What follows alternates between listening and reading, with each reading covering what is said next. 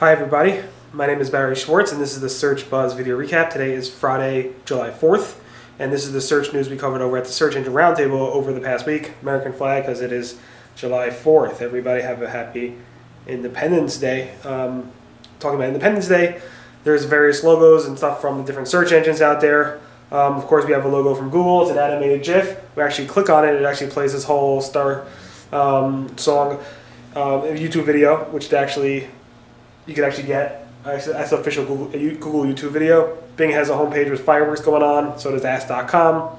Dogpile has their fireworks display as well, and we have our fireworks display at the Search Engine Roundtable as well. Keep in mind, for some reason, Yahoo.com does not have a specific logo for Independence Day, not as of yet, which I find pretty interesting.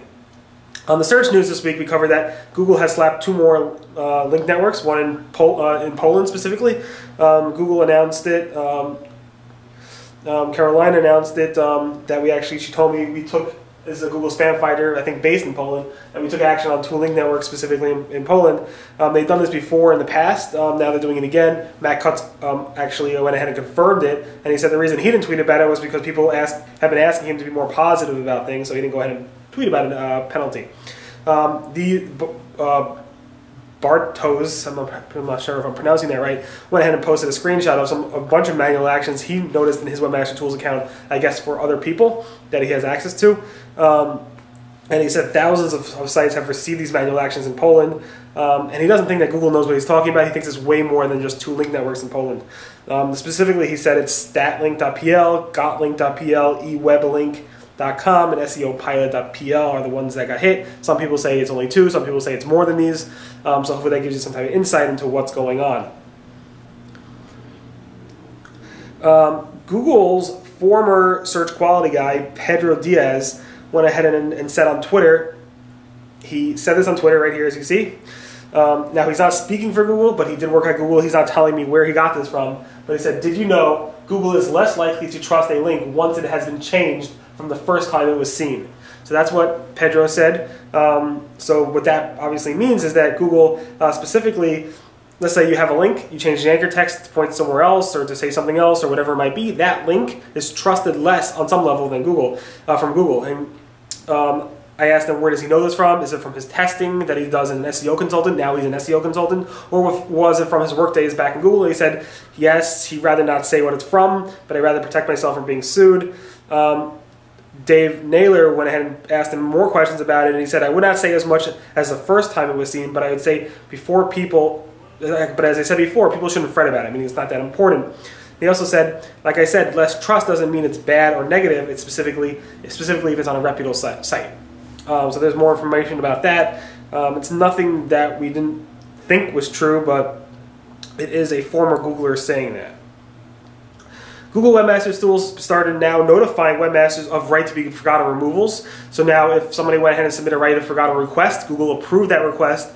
If you own that site or if you had access to that site at Webmaster Tools, you would actually get a notice of that removal request and that removal happening in Google Webmaster Tools. One of my clients that I have access to in Google Webmaster Tools got one of those notices. I'm not going to say the site, but it says notice of removal from Google Search, and it specifically talks about the European versions of Google, which then links to the policies around that new Google removal requirement. There's a lot of things going on around this. Danny Sullivan wrote a great article this morning on Search Engine Land about all the confusion around this, why things are being removed, why shouldn't be Google removing things, why things are coming back now. Google is just trying things right now, and it's all over the place. But Danny Sullivan has a great article about this. Either way, if you see a Webmaster Tools notification about content being removed from your website, that's probably what it's from, at least these days, and a lot of publishers have been receiving them. Now it's only removed in the EU version, so again, it wouldn't be removed from the .coms and outside of the EU. Google, as we discussed last week, has removed or dropped the images and the circle counts from authorship in the snippets. And part of that last week, actually, the images and the authorship and the circle count were actually showing in the structured data rich testing tool. Now it's gone. So this is what the snippet looks like now. No more picture. This is what the new structured data testing, no more picture again, just the link to the Google Plus profile, and this is what it looked like before. So Google actually updated that to match what people should expect and see. Remember a week ago we actually talked about Google testing a very private and secret new Webmaster Tools feature specifically around international websites. So Google wouldn't tell us what it was. They just said, anybody want to partake in this, contact us, sign an NDA. But last week, actually I think it was this past Monday night, Google did a Google Hangout, and they actually showed screenshots of it, or actually showed it in action. And here it is.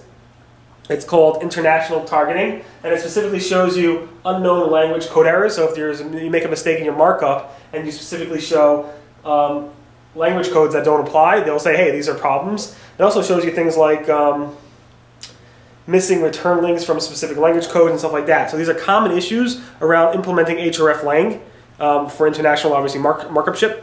And Google is working on a tool for that, and that's some screenshots on it. Google also said, answered a question in last week's Webmaster Hangout, where I asked specifically from somebody who submitted the question to me, what happens if I have a site and then my competitor has a site. My competitor's site was penalized, has a very bad penguin penalty or has a manual action or something like that.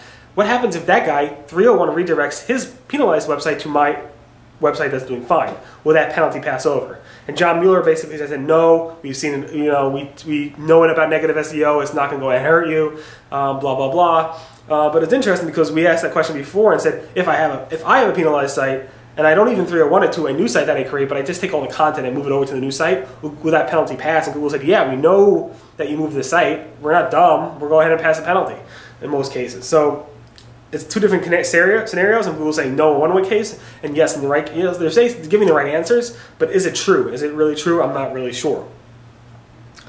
Google had a great presentation on HTTPS everywhere at the Google I/O conference. Pierre Farr and I can't pronounce his name. I'm sorry. Really smart guy in terms of HTTPS and making things faster in Google. Anyway, the presentation is over here. You can get to it. It says, why do you need HTTPS? How to deploy correctly so it doesn't impact your site from a speed perspective, and also how to make sure it doesn't impact your site from a ranking perspective as well. So definitely want to take a look at that, because I believe in the next coming years or so, months, years, whatever, Google might be implementing an HTTPS factor in rankings. Jason, who is an angel investor, he's started lots of companies, helped lots of companies start. He created his own company a while back. He's created a lot of companies, but one company he created a while back that had a lot of fame was Mahalo. It was basically back then a human-edited search engine, kind of like a answers engine, where they actually create a lot of pages. Their model changed over the course of years, but they're actually creating a lot of content that ranks well in Google. So he's very upset with Matt Cutts. He posted on Product Hut, basically saying, Matt Cutts killing the business, which is Mahalo, really pissed me off. He smiled and just told me, you don't have a penalty. And then Jason went ahead and said, I still got that Google kicking our fire in my belly. I want to come back from jumping me in the parking lot and have my revenge. He's obviously really not happy with Matt Cutts and how he actually treated the website, and he said he blames specifically Matt Cutts around Mahalo's dropping, not the Panda algorithm specifically, but specifically around Matt Cutts for lying to him. And he's still really upset, even several years later. AP announced that they're going to have new robot writers, specifically around stock releases or earnings investment report or earning announcements. So every quarter or so, public companies have to produce their earning reports, and those are usually in a certain structured format. AP hired or is working with two different providers, specifically Automated Insights and Zach Investment Research, to actually come up with a mechanism, which should be launched, I think, this month or next month, to automatically write stories around those things. Because a lot of the stuff is just repetitive stuff. And instead of doing about 300 earning reports per quarter, the AP wants to do about 4,400 automatically through this technique. I always wonder what Google's going to think about it. They've been doing this on the sports side because, again, that's structured data. But again, it's not humans writing it, it's search engine, it's algorithms writing it. Also, Google is closing Orkut, their first social network. It launched back in, I think, 2004, I believe, yeah. And it came out of beta in 2006, and they're closing it. It's one of the first social networks, so it was pretty cool. I enjoyed it back then. This is funny, it's a Google Easter egg. If you do go to Google's google.com/killer robots.txt, you'll get this robot.txt file, which basically says T100, T800, which are Terminator models from the Terminator movie, says disallow Larry Page and Sergey Brin, basically saying Terminators, go ahead and take action or we're blocking you robots from actually harming or accessing these two co-founders of Google. Funny. Finally, big news this week. Matt Cutts announced late last night, no, actually around 5 p.m. last night Eastern, that he is leaving. Not Google, he's leaving for a certain period of time. So that's Matt Cutts. He said in his blog that he will be leaving Google through October or November of this year. He's completely going off the grid. He's not going to respond to any work emails at all.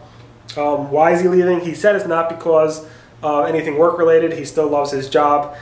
He specifically said he's leaving for reasons because his wife, he promised his wife that after 4 to 5 years at Google, he would go ahead and spend some quality time with her. 15 years later, he hasn't done that yet, so he's saying I'm taking an extended vacation for her, which is definitely respectable. I don't think, honestly, people are saying he's burned out, he's been trashed too much. Honestly, he's been being beaten up on for the past 10 years at least at Google, at least since 2002 or so. He's been just constantly beaten up, both on positive things, negative things, anything related to it. So I really don't think he's burned out from it. I think he's grown so much thick skin that it doesn't affect him anymore. At the same time, I'm sure he will enjoy the time off to not have to deal with that stuff, but I don't think it's about burnout. I think it's more about him wanting to see, obviously, take a step back. Let's see how Google can handle search quality stuff and the PR stuff around it from other Googlers. So I can see John Mueller stepping up. I can see a lot of different Googlers stepping up in that area, which they have been, and I think it's going to happen more and more. John Mueller just took the blame for the authorship, which is interesting.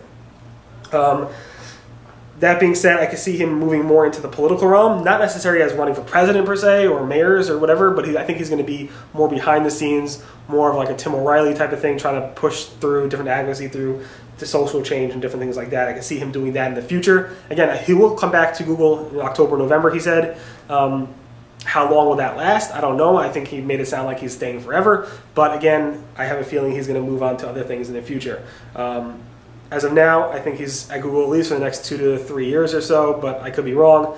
And he definitely deserves some time off. And hopefully you and your wife connect very well and you have a good time off. Anyway, thanks so much for listening to the Search Buzz video recap. My name again is Barry Schwartz, and that's the search news we covered over at the Search Roundtable over the past week. Everyone have a great July 4th, and I'll see you guys next week. Bye.